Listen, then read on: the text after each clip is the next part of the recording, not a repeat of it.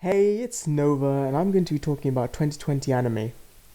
When 2020 started, there was no denying that it was going to be a shit year. It was an L, with COVID dominating most of it. And no, I'm not talking about that L. 2020 was like the anime opening that we were all waiting to skip to end our suffering. The lockdowns around the world, which granted so many people more free time, just felt like so little time to actually get through a majority of the anime that had been recommended. Tonikawa is one of them, which tells the story of a boy called Nasa who marries a girl he met across the street. In episode 1. Yes, that's right, episode 1. This boy gets hit by a truck like every isekai, but doesn't get sent to another world. Instead, he gains the ability to make people fall in love with him.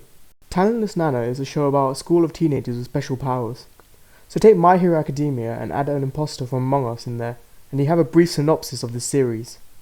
And of course, the show everyone likes to talk about, Jujutsu Kaisen, with it being one of the most hyped up animes last season. A boy named Itadori Yuji, who has a finger fetish, goes on a journey to consume all the fingers of a demon called Sukuna Ryomen to prevent innocent people from being affected by these so-called curses. Once he collects all the fingers, he gains the ability to win any duel.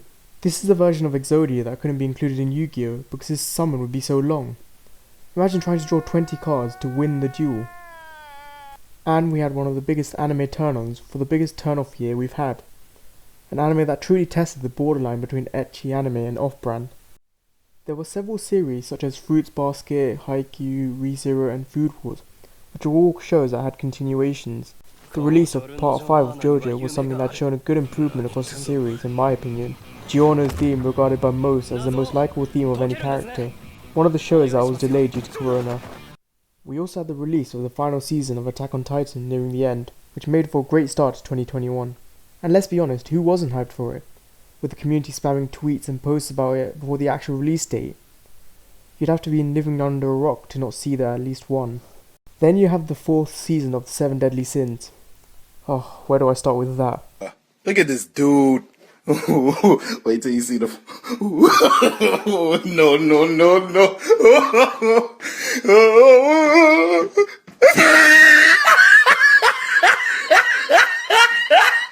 From the studio not being able to decide whether the blood is white or red and sometimes mixing and matching between the two.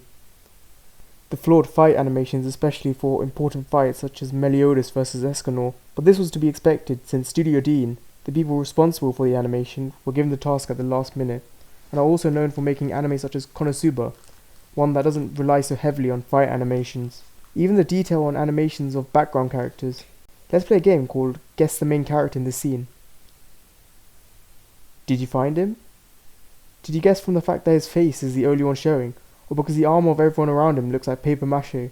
Making Arthur's face look like a toddler's compared to previous seasons adds to the disappointment. And there's just plenty more examples to give, but I'll say that for another video. Anyway, that's the end of the video. Happy New Year and wish everyone all the best for the year ahead. Hit the subscribe button, like and comment if you want to see more content from me in the future.